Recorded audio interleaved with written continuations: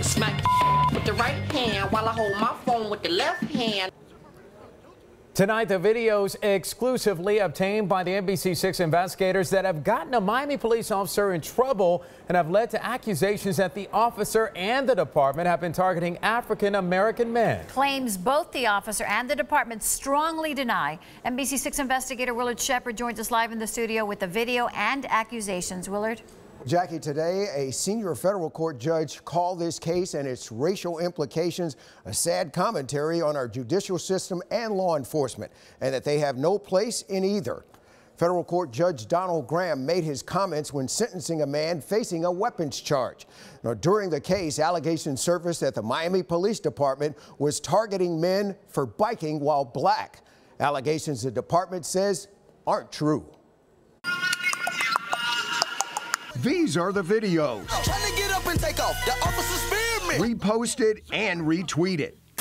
Feel like gotta clean this. Tyrone, did you clean your mouth like Suck it though. On the social media accounts of 24-year-old Miami police officer Corey Cotto, who patrols the predominantly African-American section of Miami known as Overtown.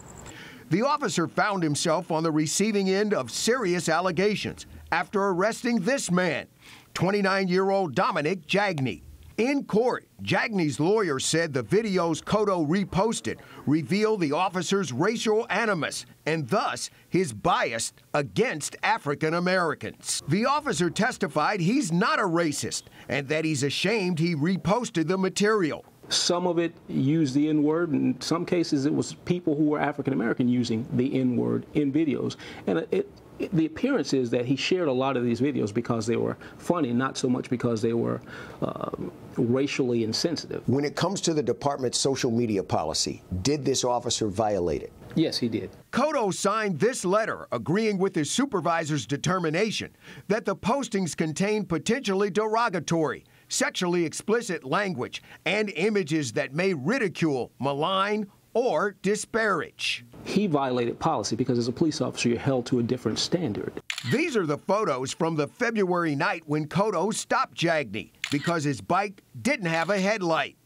After a short chase, Cotto found this gun in a wheel well of this SUV, leading to federal weapons charges. In court, Jagney's public defender claimed Officer Cotto was making race-based and not traffic stops and arrest. The public defender has the job to do just that. Do what you need to do to defend your client. Cotto testified Jagney's race had nothing to do with his actions, but the attorney showed how Cotto stopped 3 black men, 1 walking and 2 on bikes, including Jagney, in just the first 90 minutes of his shift that night.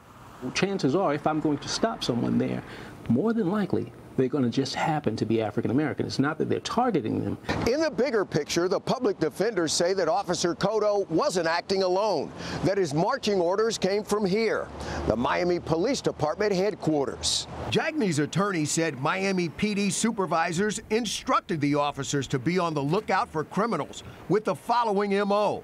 The criminals are black males on bicycles. The lawyers called it the department's targeting of African American men. From the department's perspective, the allegations simply are not true. It's not a case of driving or biking while black. As for Dominic Jagney, he's headed to jail. Smack with the right hand while I hold my phone with the left hand. And Officer Corey Cotto, he agreed to voluntarily delete his Vine account and Twitter page to eliminate a reoccurrence. This department expressly prohibits race-based profiling. Miami PD says overall, Cotto is a good officer, and he continues to patrol Overtown. Now today, Jagney was sentenced to 28 months, and Judge Graham called for the Miami Police Department to take the appropriate action. Both federal prosecutors and the public defenders did not comment on this case, leaving what they told the court to speak for itself. For the Team 6 investigators, Willard, NBC6 News. Willard, thanks. And a reminder tonight that the NBC6 investigators are working for you. If you have a story you think they need to check out, send an email to NBC6investigators@NBC6.com, or you can call our tip lines.